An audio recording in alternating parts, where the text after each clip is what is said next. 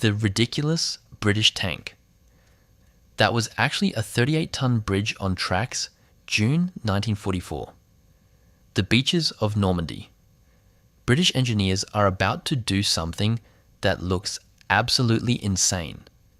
They're driving a tank straight into a concrete wall, not to smash through it, not to provide cover.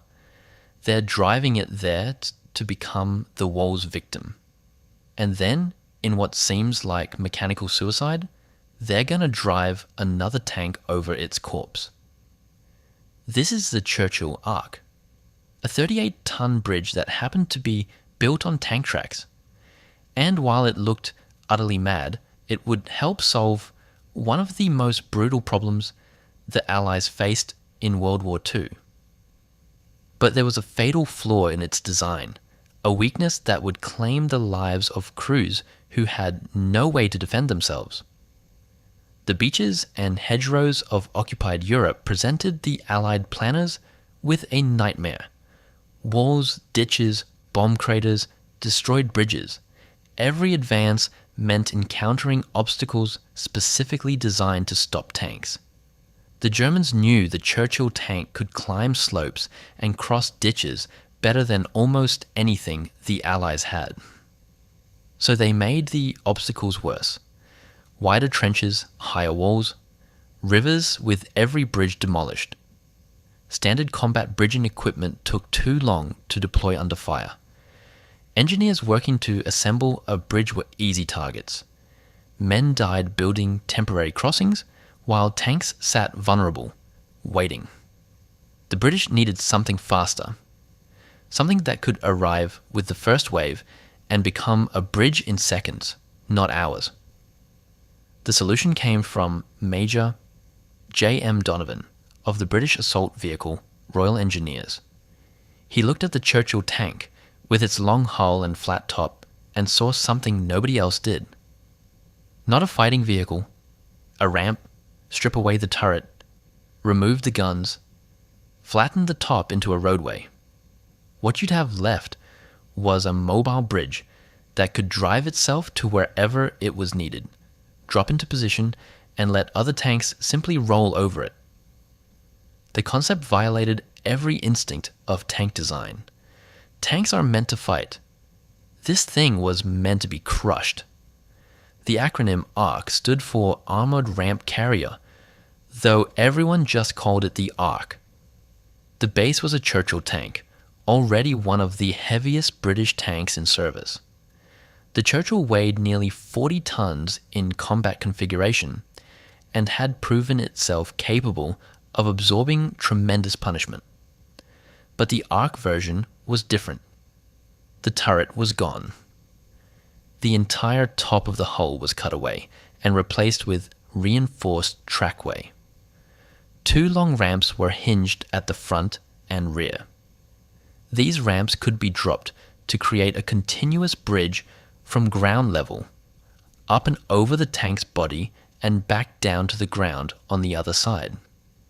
The total length, with ramps extended, reached nearly 44 feet, wide enough for a Churchill or Sherman tank to drive across, strong enough to support more than 30 tons of armored vehicle rolling over your spine. The crew compartment was minimal. Just enough space for the driver and commander, sealed inside the hull with no turret, no cupola, and almost no visibility once the ramps were deployed. The ARK carried no weapons, not a machine gun, not even a pistol port. It was perhaps the only armored vehicle in the war designed with the explicit expectation that it could not and would not fight back. The armor remained, frontal armor up to 4 inches thick on the glacis plate. But that armor wasn't there to protect the crew during combat. It was there to protect the bridge. Because once the ARK was in position, it had to survive other tanks driving over it, plus whatever the Germans decided to throw at it. Deployment was brutally simple. The ARK would drive up to the obstacle, a crater, a seawall, an anti-tank ditch. The driver would maneuver the hull as close as possible. Then the crew would release the ramps. Gravity dropped the front and rear ramps into place, with a metallic crash. In less than 60 seconds, the Ark transformed from a moving vehicle into a static bridge. Other tanks would advance, drive up the rear ramp, roll across the hull, down the front ramp, and continue the attack. The Ark stayed behind, a deliberate sacrifice. The crew would remain inside, trapped in a steel box that was now a stationary target, listening to the thunder of tanks rolling overhead and the crack of German shells impacting nearby. The British produced multiple variants. The Mark I Ark used simple ramps and could only bridge gaps up to 15 feet wide.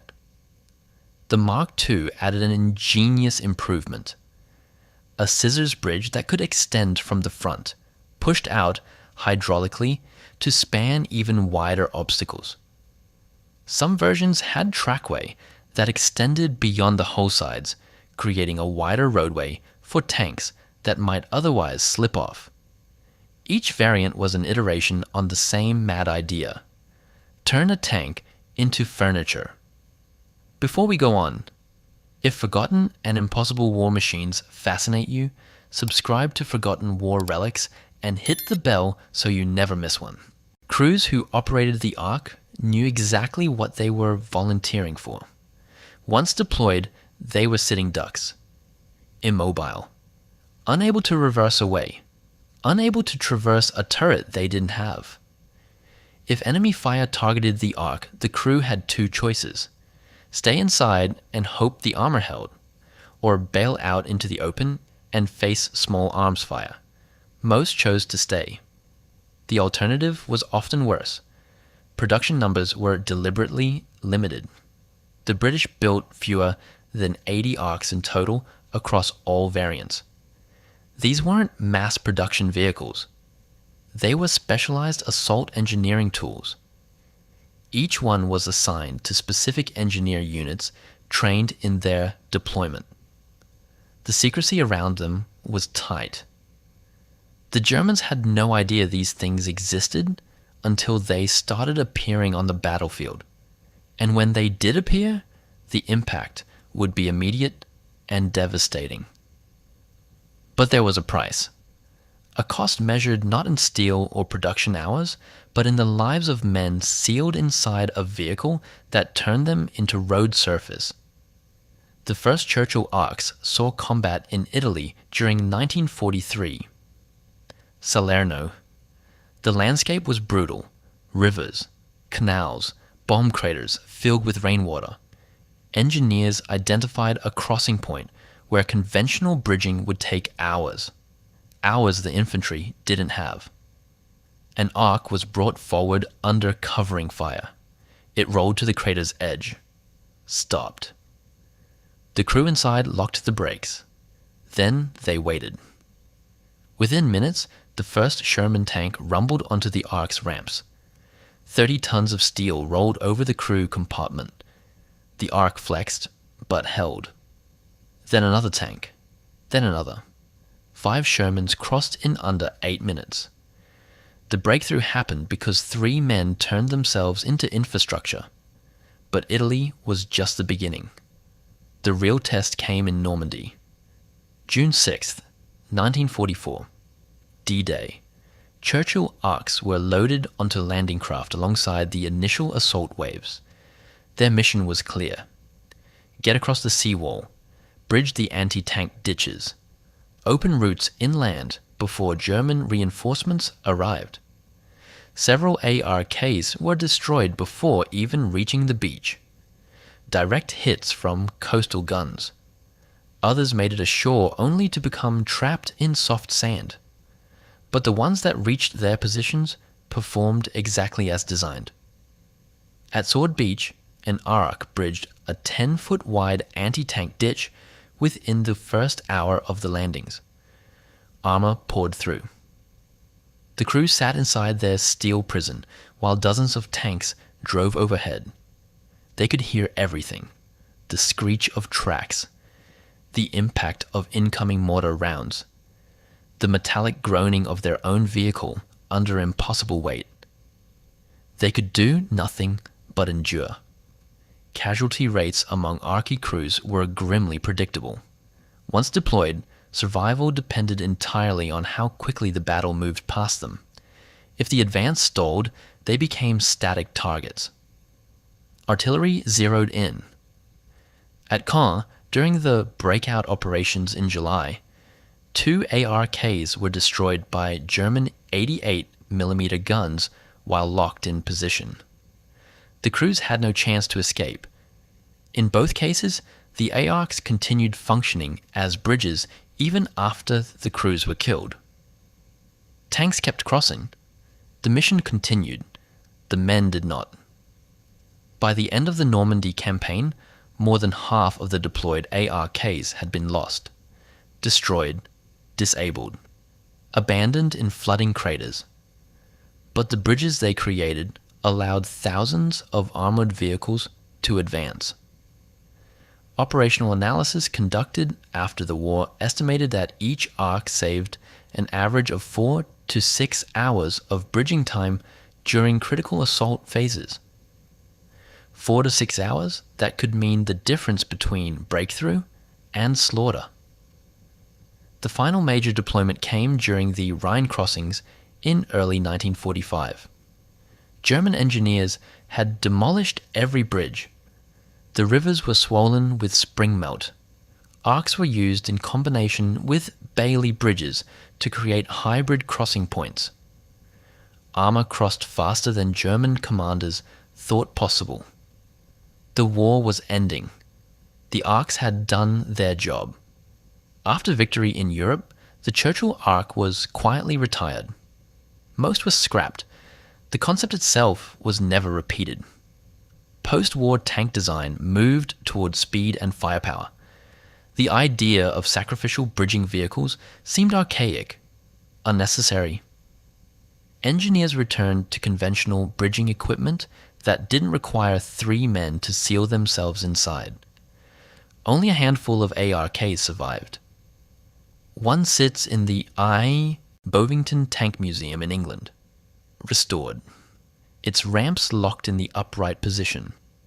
Visitors walk past without understanding what it represents. Not a tank, not a bridge.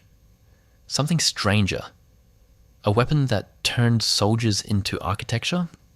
A machine that asked men to become the thing others drove over.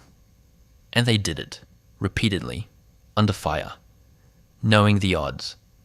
The Churchill ARK was never celebrated. No propaganda films featured it. No recruitment posters showed it. It was too ugly, too unglamorous, too honest about what war actually required. But the men who crossed over ARKs remembered them. Every tanker who drove across a crater that should have stopped them. Every infantryman who advanced because armor got through. They knew. Someone was inside that steel ramp, sitting in darkness, waiting for the weight to lift. The ARK worked because someone was willing to become the bridge. That's the only reason. Not engineering genius, not tactical innovation. Just 3 men per vehicle choosing to be crushed repeatedly so others could advance. The British built fewer than 80. Fewer than 50 made it to combat. But those 50 changed battles. They opened routes that shouldn't have existed. They saved hours that saved lives. Then they were forgotten, scrapped, erased from the narrative. The Churchill ARK remains one of the strangest solutions to an impossible problem. And like most impossible solutions, it required someone to pay a price the rest of us would rather not think about.